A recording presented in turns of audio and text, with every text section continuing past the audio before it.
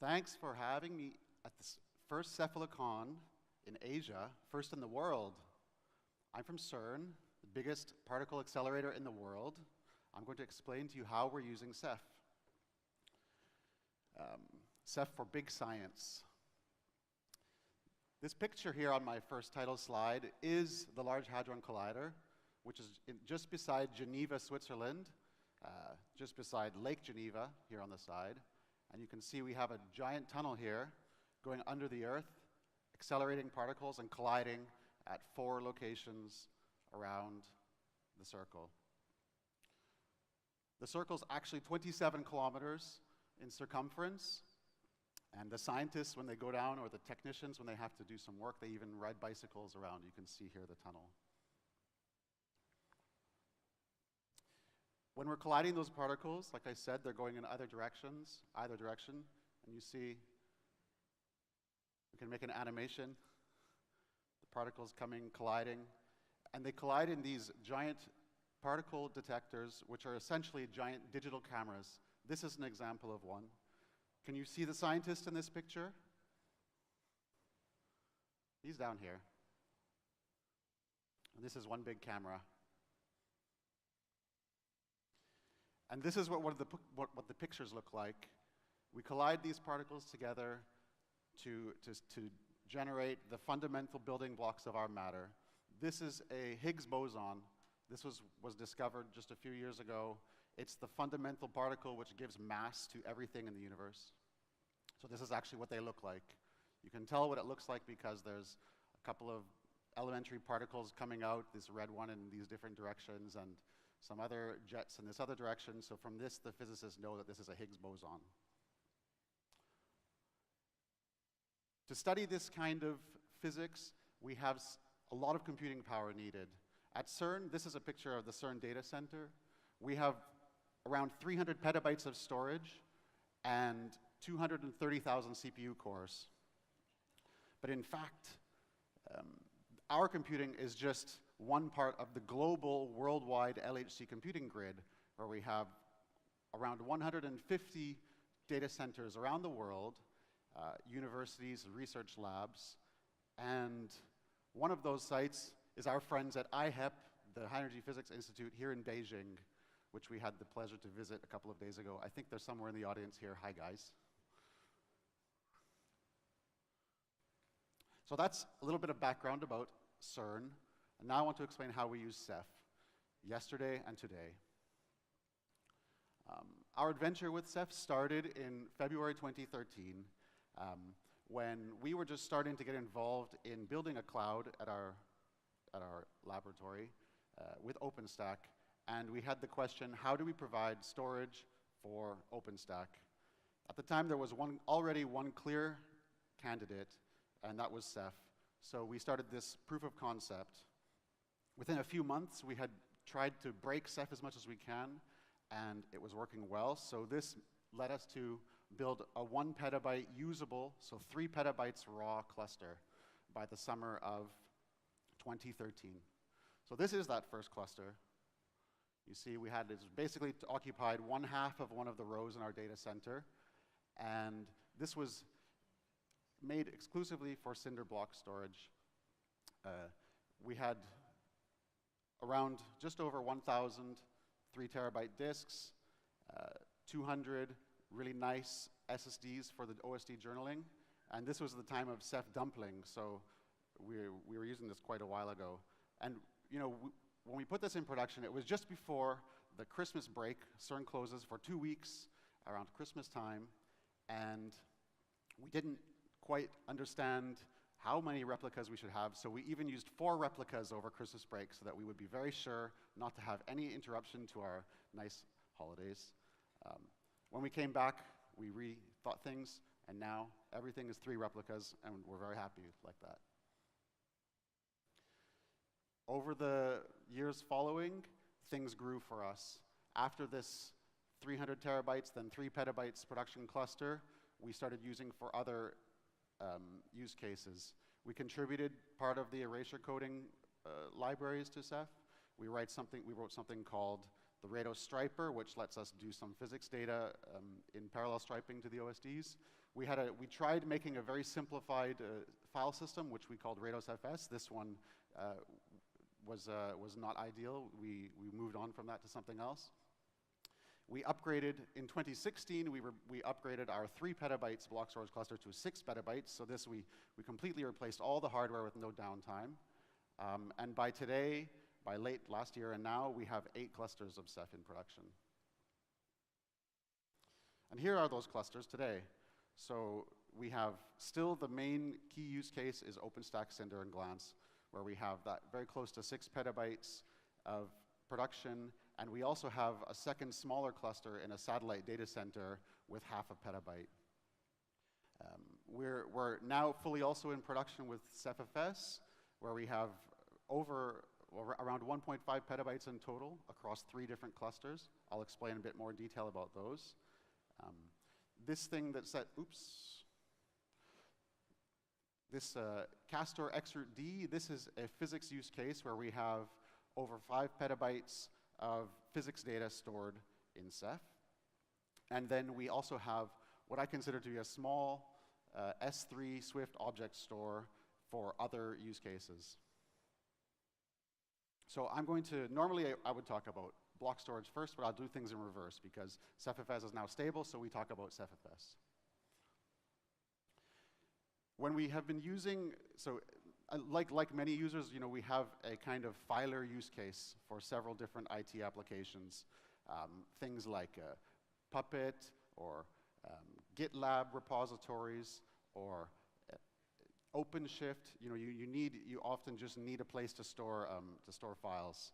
And we have been doing this for the last few years with virtual NFS filers. So these are basically virtual machines with Cinder block devices using ZFS and a nice backup tool called ZREP to make NFS not highly available, but at least reliable and backed up. And we have around 30 of these kind of virtual filers. And they work very well. I mean, here's an example. This plot is showing we can do close to like 50,000 stats on one of these virtual machines per second, which is quite high performance. But this kind of architecture is not very scalable. To manage the quotas, you have to detach and reattach the block devices if the users are growing their space too much. It's also labor intensive to create new things. You have to manage them as precious individual machines, and you can't scale the performance horizontally. So this is why CephFS is interesting. So we started last year to evaluate OpenStack Manila with CephFS because it was starting to match most of our features. It supports multi-tenants with each of the users isolated so that they can't delete or affect the other user's data. And it also supports quotas. And more importantly, it has easy self-service provisioning. So the users can just either through an API or click through their web browser, they can create a new virtual filer on demand. It's a very nice procedure. And it has scalable performance. We just add more OSDs or add more MDSs as needed when we need more performance. We've been testing this since the middle of 2017. And indeed, at that time, a single metadata server was a bottleneck. But now, with the Ceph Luminous release, multi-MDS is a stable feature. So we have this in production. It's already so successful that one user, an OpenShift user, in fact, asked for quota to create 2,000 shares. And this is something that's no problem. We can just grant it. We also use this for Kubernetes, and we're working also on a CephFS plugin for Kubernetes. And we're really happy that kernel quota support will be coming because this is an essential thing for our kind of use cases. Here's a couple of pictures showing multi-MDS in production, just to confirm that this is stable. So we had a pre-production testing environment where we had 20 different tenants. So that's 20 different OpenStack projects that were using this for several months. And we had 2 active MDSs, and this was stable. So on our production cluster, we enabled this in January of this year. And in this picture on the bottom, you can see, for example, when you go from 2 active MDSs to 3 active MDSs, Ceph just balances the metadata workload across those different the new MDS. So this code is working quite well, and it's stable. So what about HPC on CephFS? CERN is mostly a high throughput computing lab, so we do file-based parallelism or embarrassingly parallel workloads. But within our lab, there are still several smaller HPC use cases like beam simulations, fluid dynamics calculations, quantum chromodynamics, and also something that maybe is not a typical HPC, but ASIC design. Like in this picture shows some of the custom ASICs that need to be designed to build these large LHC detectors. In the CMS detector, which is one of the 4 main detectors, there's around 1 million chips that need to be designed, and well, 1 million chips in the detector. And this software, commercial software, needs full POSIX compliance, consistency, and parallel I/O as well. So we think about a software-defined HPC. All of our computing is built with commodity parts, both the high throughput and also high performance computing. On the compute side, we solve this with software such as htCondor and Slurm. But on the other hand, typical HP storage is not that attractive for us, mainly because we miss the expertise to operate those typical HPC storages, but also because we miss the budget. We want to build something with the lowest price hardware and just add open source software on top to enable the HPC workloads. So we've done this with CephFS and Manila. We've done this with 300 HPC computing nodes accessing a 1 petabyte CephFS since the middle of 2016. And by today, we treat HPC as just another OpenStack Manila user. And indeed, it's quite stable, but maybe it's not the highest performance option. So what about performance? So we were very interested when one user, Mr. John Bent, posted onto the Ceph users mailing list his contribution to supercomputing 2017, a new benchmark called IO 500. In HPC world, there's the top computing clusters, or top supercomputers are measured with the top 500. So for storage, there's a new benchmark called IO 500. And the goal of this benchmark is to share the good and the bad, the heroes and the anti-heroes, just to try to get this kind of progress and improving the performance of storage systems. We've just started testing on our CephFS clusters. This benchmark includes 2 of the traditional HPC storage benchmarks. It's called IOR. This is measuring throughput. And also metadata is measured with MD-test and find. Okay? And each of these tests has an easy mode and a hard mode. In the easy mode, the different parallel jobs are writing to individual files, so that's relatively easy for a file system. But in the hard mode, all these hundreds of jobs try to write to the same file. That's a parallel I/O case. That's very difficult.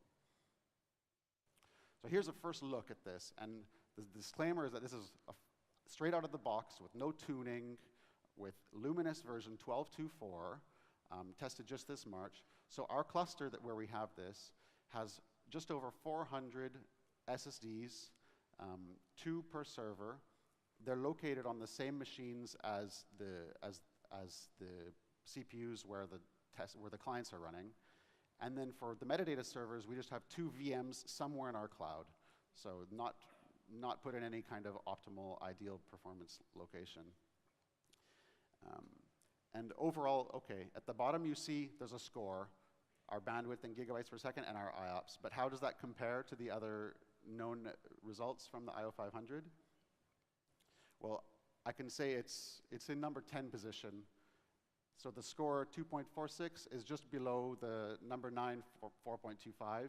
But you can see that we're already ahead of number 9 in gigabytes per second, but our metadata performance is quite a bit lower.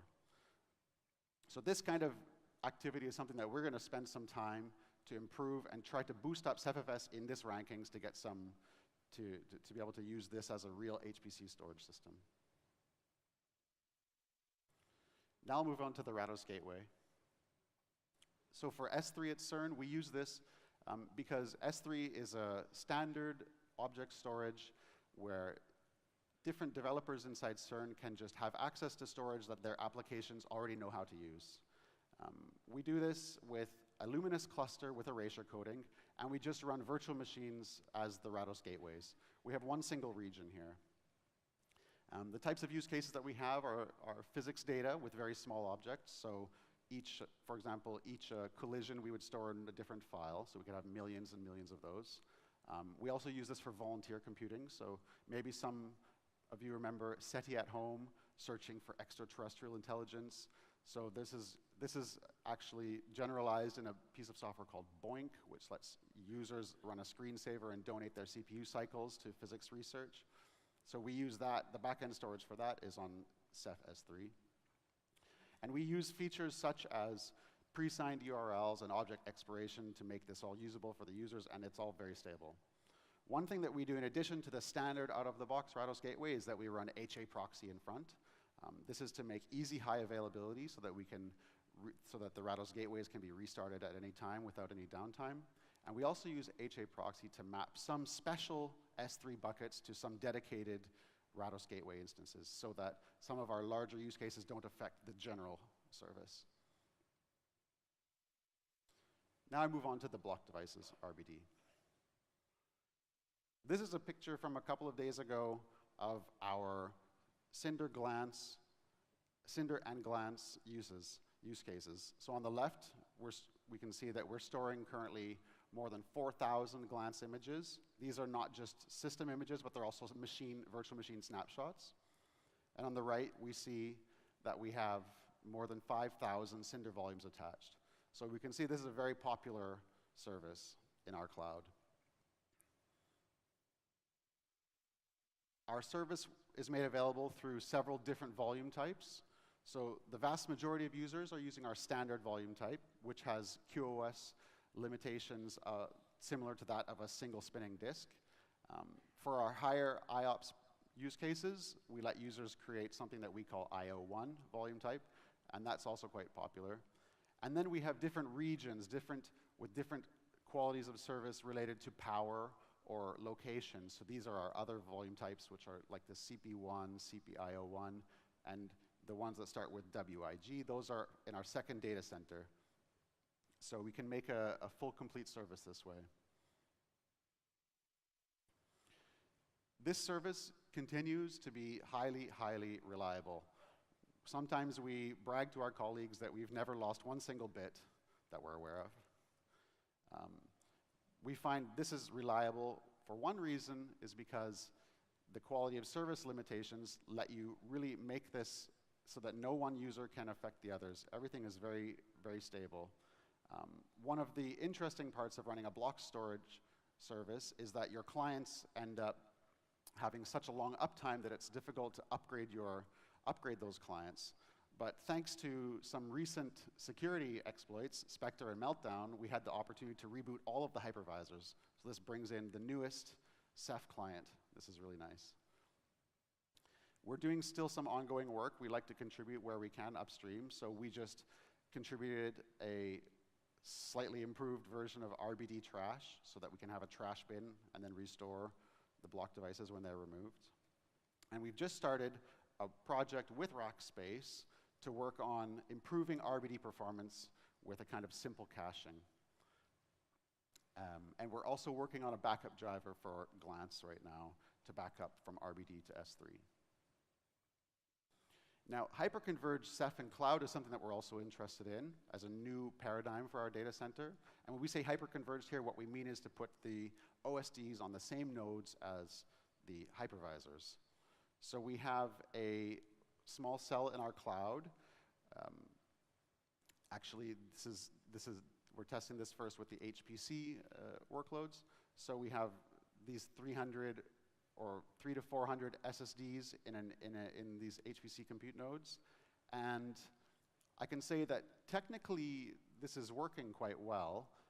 There's some cases where you need to use C groups to encapsulate, to isolate the different processes.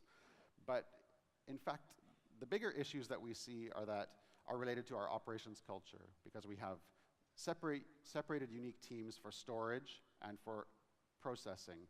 And so we on the Ceph team's side don't own those servers. So we need to cooperate with the cloud and HPC teams. You need to develop common procedures, when to intervene on nodes, how to drain nodes, how to upgrade, how to reboot. The cloud guys need to know how to operate Ceph, and the Ceph guys need to know how to operate cloud. This is an area that needs to be solved for Hyper-Converged to work in our environment.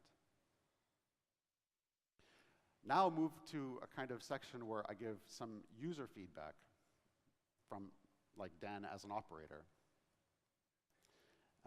Upgrading from Joule to Luminous, in general, went well, no big problems. We're replacing OSDs so all the new OSDs in our cluster are built with BlueStore, with the newest tool, Ceph Volume, LVM format. And we're also converting existing file store OSDs to BlueStore with a script that's tuned for our infrastructure. We're also very excited about the Ceph Manager Balancer feature. So finally, we can make the OSD utilization very flat across the whole cluster. And we're actively testing this. And it's really convenient, in fact, that this is all written in Python, so we can patch and adjust things just how we like it in our environment. Balancing data is a very interesting topic for us because we're cycling through different generations of hardware. And this is a picture of one example where we replaced 3 petabytes with 6 petabytes of new hardware. On the left plot, we see the capacity of the cluster increasing as we add racks, and then decreasing as we drain the older racks, and then increasing again as we add a new rack of servers, and decreasing. And then on the right, we can see the new OSDs filling up and the existing OSDs draining data as the data rebalances across the cluster. So this is thanks to Ceph backfilling and recovery, this is a kind of intervention you can carry out transparently without your users noticing any downtime whatsoever. Now I'll talk about some of the challenges that we have these days, how we would like to improve Ceph to make our operations a little bit easier. On the RBD and OpenStack side of things, one of the questions that we often ask is, how do we identify the most active volumes? We really need something like RBD top, so we can just run that and then see immediately who's the highest user, and then maybe go speak to them. On the performance side, there are some use cases where you want microsecond latency and kilohertz IOPS, such as databases. And for that, we probably need persistent SSD caches on the local hypervisor. Also, some use cases require on-the-wire encryption or client-side volume encryption. We don't have that yet, but it would be really useful. And in the case of hyper-converged clusters, where we have different cells with local OSDs, we just need some tooling in OpenStack so that the users are always getting a volume that's close to where they're running their virtual machine. On the CephFS side for HPC, it's clear that we need to work a little bit on the parallel I/O, try to get the best performance possible in this example benchmark. And then also from the operations point of view, we need a simple way to copy huge amounts of data across different places in the cluster. So, for example, rsync could be made smart about how Ceph is storing recursive statistics, recursive change time statistics, so we could have a Ceph mode added to rsync if someone in the audience is interested to implement such a thing. For the general use case, if we were to use CephFS in general for all of our POSIX like storage at CERN, we would need to do a lot more testing. We would need to be able to scale to 10,000 or even 100,000 clients. But for this to work really well, we would need, for example, throttles and tools to identify and block or disconnect the disruptive users or clients. So a Ceph client top is a similar thing that we need. We probably need native Kerberos without an NFS gateway, because gateways will be bottlenecks. And we need group accounting and group quotas. For the non-Linux clients, then of course, we would use highly available CIFS or NFS gateways. But then this leaves the question still open of backup. If we were to open this to our 10,000 users, we would very quickly have a problem of how do you back up 10 billion file CFFS. So maybe we can think eventually about doing binary diffs between snapshots in the file system to enable this kind of use case. On the Rathaus level, we also have some challenges, such as we have some very large clusters with old configurations, old tunables, 3 petabytes of RBD data with the hammer tunables. How do we handle that cluster moving forward over the next 5, 10 years? Do we just live with these old ones, or do we find a way to enable those new features without moving all of the data?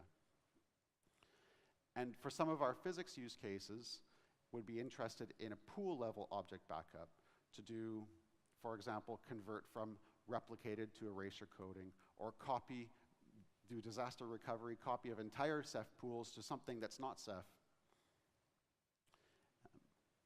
And then there are some areas that we can't use Ceph yet, but we hope to use. And that's, for example, storage for large enterprise databases. I think we're getting close to that. Large-scale batch processing. This is related to this many tens of thousands clients issue that I mentioned. We have use cases where we need single file systems spanning multiple sites, and we have use cases where we need hierarchical storage. CFFS with a tape backend maybe a Glacier backend for S3. Now let's look to the future. This is high-energy physics computing for the 2020s. We're currently in our second run of the LHC, and we're generating 50 to 80 petabytes of data per year.